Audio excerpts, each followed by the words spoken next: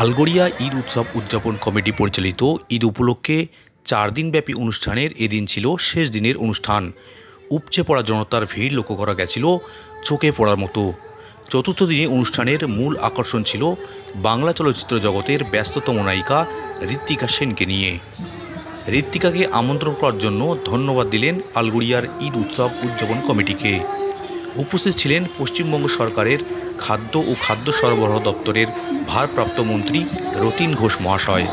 উপস্থিত ছিলেন পূর্ব ও পশ্চিম খিলগাঁওপুর অঞ্চল প্রেসিডেন্ট সুশান্ত মণ্ডল ও বুদ্ধিজীবীগণ। ঈদ উপলক্ষে আয়োজিত আজকের অনুষ্ঠানের ইভেন্ট ছিল হরবলা শিল্পী, ম্যাজিক শো এবং মিমিক্রি আর্টিস্ট।